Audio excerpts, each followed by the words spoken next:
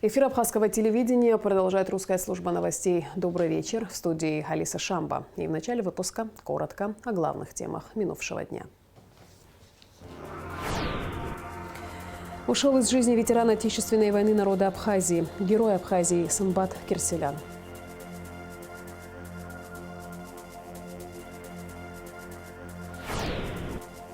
В Гагре открылся современный центр репродуктивного здоровья Аяйра.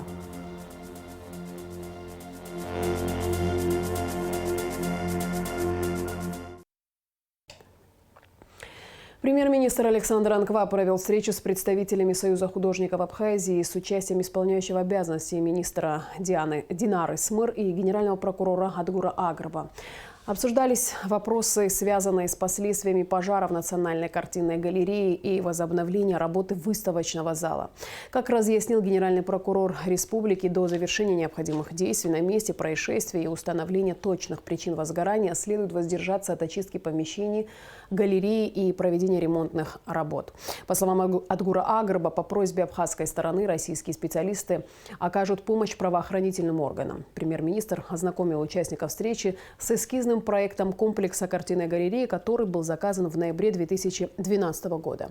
Нам предстоит очень большая совместная работа. Мы не откажемся ни от чьей помощи, при том, что государство будет нести основное бремя в этом процессе, сказал, подводя итоги встречи, премьер-министр. Александр Анкваб направил министру культуры России Ольге Любимовой письмо, в котором выразил благодарность за всестороннее содействие в связи с пожаром в Национальной картинной галерее Абхазии. Прибывшие в республику реставраторы делают все возможное в сложившейся ситуации. Надеемся на их богатый научный и практический опыт. И со своей стороны обеспечим выполнение всех рекомендаций, говорится в письме премьер-министра. Пресс-служба МЧС прокомментировала высказывания некоторых представителей культурного сообщества республики о том, что пожар в картинной галерее, произошедший 21 января, мог быть ликвидирован в более сжатые сроки в случае использования при его тушении специальной противопожарной пены. Противопожарная пена, являясь химически агрессивным соединением, применяется исключительно при ликвидации возгорания горюче-смазочных материалов или при ДТП для недопущения возгорания столкнувшихся автомобилей. Применение пены при пожаре в картинной галерее привело бы к полной и безвозвратной утрате всех живописных полотен. Такого же мнения придерживаются и российские реставраторы, говорится в комментарии пресс-службы МЧС. В частности, в ведомстве ссылаются на мнение специалистов Всероссийского научно-реставрационного центра имени академика Грабаря Елены Прохановой, которая охарактеризовала как положительный тот факт, что пожар тушили водой, а не химическими средствами, которые могли быть негативно сказаться на спасенных от огня картинах.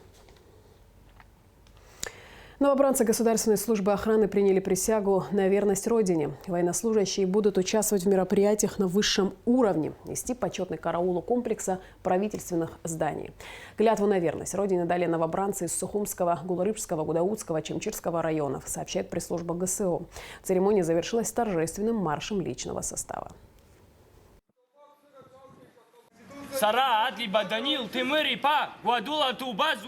Сипсать главную кара губ сигла шазыгу из тобовая конституция законку и псискера сышрукнугу ха паю дашина сигзо арат хара куар пызасви ай хабацерутся куа из тобов сурат валчи шукнугу и шина сигзо сивилари сипсать главную кара хакуйтри ахипшимля конституция шиглаши хацаралы шизыкчо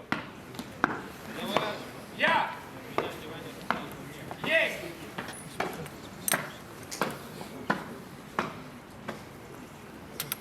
Капитан, это ваш... Сипсат гелактер зазыхьёк! Сара, тарба Родиона Слани Па, Квадурала Толба Звейт, Сипсат гелактер Энкара Губ Цикала Шазыку, и столбов, куя Конституция, законку и псицкерала Цишрюк Нюху, Хаха Паха да Ишина Сикзу, Араб Харакуи, Арпызачвей, Хабацери Цаква, и столбов Сират Валчи, Шакнагой Шина Сикзу. Сивилари, сипсаткилы, обснехнткара хаквитри, ахипшимри, а конституция все гылащи, хацаралы и шисикчо. Товарищ майор, рядовой зубу. Сипсаткилах через языкьё. На базе Абхазского госуниверситета планируют запустить в этом году школу МГИМО. Это стало возможным благодаря договоренности главы МИД Абхазии Нала Ардзенба и ректора российского вуза Анатолия Таркунова. В АГУ будут проходить лекции профессоров и преподавателей из МГИМО, которые будут затрагивать вопросы современных международных отношений, глобальной экономики, истоков современных конфликтов, разных аспектов государственного суверенитета. Продолжаем выпуск. Ушел из жизни ветеран Отечественной войны народа Абхазии, герой Абхазии Сымбат Кирселян. Бесстрашный воин, горячо любивший свою родину. Он верил в победу и поднимал боевой дух товарищей. Честный, жизнерадостный патриот. Так сегодня вспоминают его родные и друзья. Памяти одного из воинов легендарного танкового экипажа «Тигр», бойца Маркулского батальона, героя Абхазии Сымбата Кирселян, посвящен наш следующий репортаж. 3 героя из Маркульского батальона на легендарном танке «Тигр» ожидают команды, чтобы атаковать противника. Один из танкистов – бесстрашный Сымбат Кирселян. На этих кадрах он рассказывает, кто ждет его дома после победы народа в силах и боевом духе, которого он не сомневался. 2 детей, жена, мать. Мальчики, девочки. Танкист один растет, второй девочка. Молодец. «Это моя родина, я здесь родился, и я должен ее защищать». Это слова героя Абхазии Сымбата Кирселяна. Он с первых дней Отечественной войны народа Абхазии отправился на фронт и сражался до победы в экипаже грозного танка «Тигр», который одним своим появлением нагонял страх на врагов, он был заряжающим. Если он не заряжал бы, конечно, было бы нам трудно. Хотя были такие моменты, когда у него ладони сгоревшие были, и он поднимал снаряд, один весит 32 килограмма, и он держал его минут 20. Сымбат Кирселян был душой компании, одним из тех, кто своим присутствием поднимал настроение окружающим, подбадривал в сложное время. Ну как, ребята, настроение? Отличное. А еще, вспоминают друзья, он был человеком с добрым сердцем. Ну, по жизни он был такой веселый. И во время войны, когда нам было плохо, конечно, взбадривал постоянно. Сымбат Кирселян родился 30 августа 1964 года в селе Лабра. Окончил Егорьевское авиационное техническое училище. Работал в Сухумском аэропорту механиком ГСМ. А прямо перед войной в колхозе имени Жданова в селе Лабра. С 14 августа 1992 года, находясь в рядах абхазского ополчения, принимал участие в боях в составе Маркульского батальона. Герой Абхазии Сымбата Кирселяна не стало 27 января. Он ушел после тяжелой болезни. Сымбат Кирселян – славный сын своей родины, память о котором навсегда останется в истории Апсна. Гугу Савардани, Алексей Гухава, Абхазское телевидение.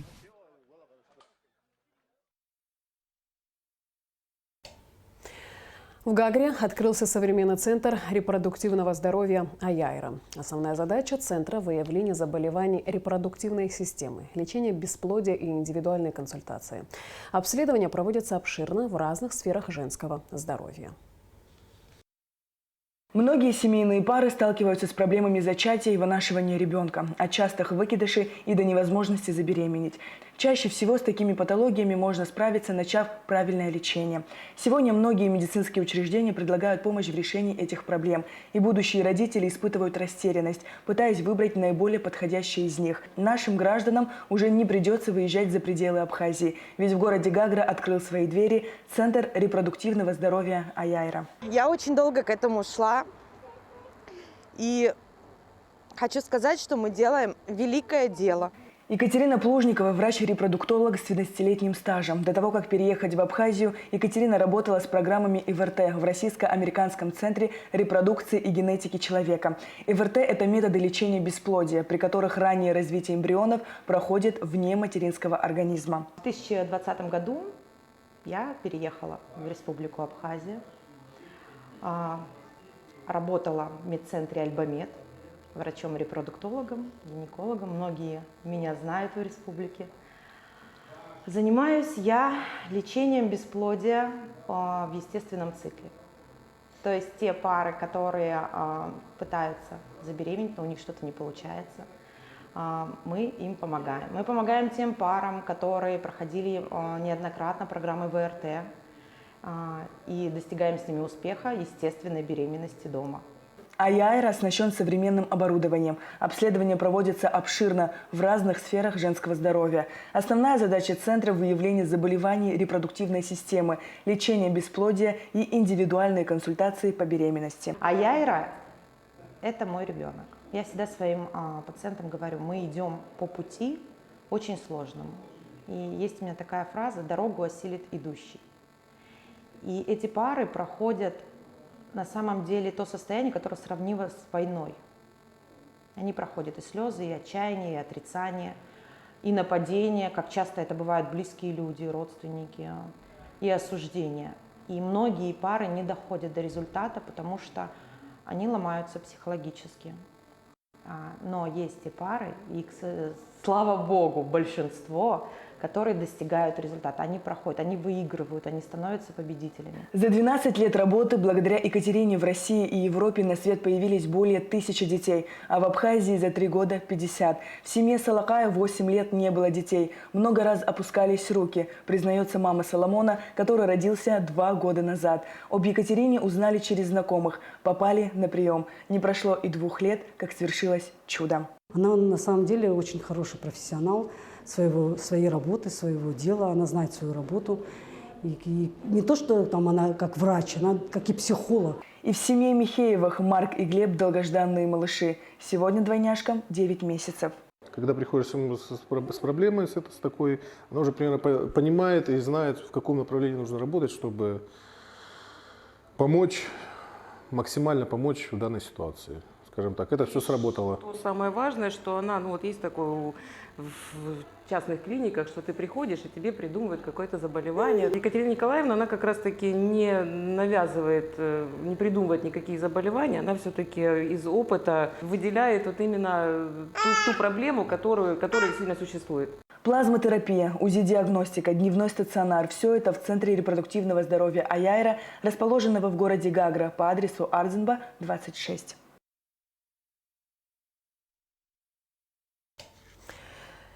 Премьера короткометражного фильма «Откровение» прошла в Госфилармонии. Картина посвящена 30-летию победы в Отечественной войне народа Абхазии и основана на реальных событиях. Подробности в репортаже Ланы Таркел. «Откровение» – так называется 40-минутный короткометражный фильм, по ощущениям длиной в жизнь, основанный на реальных событиях грузино-абхазской войны, посвященный матерям Абхазии, воспитавшим героев. Режиссер Тенгиз Джопуа. В главных ролях актеры Русдрама Милана Лони и Саид Лазба. Фильм о войне. Этот фильм был создан по инициативе бывшего министра культуры Дауракова. По его инициативе в Абхазии был проведен конкурс. И в рамках этого конкурса сценарий этого фильма выиграл одно из мест. И при поддержке, частичной поддержке государства этот фильм был снят.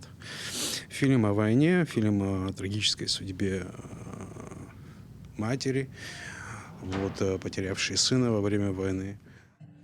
Фильм, заставляющий вспомнить прошлое, атмосферно погружающий зрителя в ситуацию пережитого народом в грузино-абхазской войне на примере одной лишь конкретной семьи и с единственным главным посылом о том, что, несмотря ни на что, всегда, везде и при любых обстоятельствах в жизни побеждают главные человеческие ценности, спасающие душу подвиг и человеколюбие. Это было непросто, было слишком, наверное, больно в каких-то местах, сложно, но были рядом люди, которые правильно все подсказывали. И у меня в семье есть истории, связанные с войной. Очень много всего именно эмоционального фона я взяла оттуда. Фильм снят на абхазском языке. Лишь в одном моменте надломленная горем мать на русском обращается к арестованному юноше-грузину, вопрошая его о том, зачем он пришел сюда воевать и знают ли об этом его родители. Женщина-мать, главная героиня фильма, также отказывается понимать своего мужа, командира взвода, который не сумел сделать всего необходимого для того, чтобы их сын, пока еще живой, попал в список тех, кого будут обменивать. Но тот не просто не сумел, он не посмел.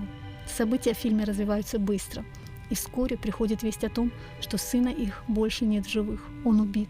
Об участи грузина-юноши, пленника, несложно догадаться, его тоже хотят убить, чтобы только так обменять.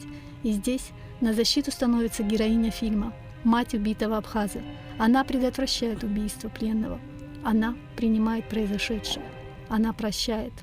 Ну, то, что она до конца своих дней будет разбита, это безусловно, но момент, когда, если вы помните, в конце, после обмена, она забирает тело сына, оборачивается, и там есть в лице этой матери есть некая победа над этими людьми с нашей стороны, потому что это великодушие, это некая такая сверхдоброта, сверхчеловечность, которая позволила ей поступить таким образом. То есть она победила. Участником одной из сцен в фильме, который сыграл в массовке роль грузинского гвардейца, стал и наш оператор ГТРК Астамур Кожба. Это уже не первый его опыт участия в киносъемках в эпизодической роли, но именно в этот раз, по его ощущениям, все было как-то более ответственно для него. И вот почему. В принципе, мне предложили сыграть роль грузинского гвардейца, который с группой ребят, мы там стояли на мосту, у нас был обмен военнопленными с абхазской стороны, мы отдавали там человека, и с нашей стороны а нам возвращали грузинского гвардейца. Это был обмен на Гумистинском мосту. Съемки проходили на Нижнегумистинском мосту в районе села Каман. Честно говоря, я пережил войну на своей шкуре, так сказать. Да. Мне было тогда 14 лет, когда началась война. И все эти тяготы войны я пережил на себе. Фильм «Откровение» обозначен как основанный на реальных событиях. По признанию режиссера Тенгиза Джопо, лишь после того, как был написан к нему сценарий, выяснилось, что точно такое же событие, аналогичное событию в фильме, действительно происходило в одной абхазской семье. Идея фильма в том, что война противна человеческой природе, она чужда ей. И хотя на первый взгляд может показаться, что фильм трагический, и он о смерти, он на самом деле получился о жизни. Фильм, безусловно, берет за душу, не оставляет равнодушным. Он описал и достаточно ярко смог описать очень тяжелую ситуацию, которая коснулась одной конкретной семьи. И я не думаю, что кто-то равнодушный вышел с этого зала. Я могу просто рассказать о своих ощущениях, что во мне вызывает подвиг этой матери. То есть это про что-то большее, что больше войны, больше правды, больше этого противостояния. То есть это любовь матери, безусловная любовь, она может отозваться в этом подвиге. То есть она может пробудиться в сердце каждого. То есть я почувствовала огромную любовь. Взволнованные зрители по окончанию кинопросмотра, который проходил в зале Абхаз-Госфилармонии, с трудом сдерживали эмоции и предрекали фильму большую фестивальную историю. И в завершении выпуска о погоде. По сообщению Гидрометцентра, во вторник, 30 января, на территории Абхазии ожидается переменная облачность, преимущественно без осадков. Температура воздуха ночью -2, +3, днем +5, 10. Температура моря +10.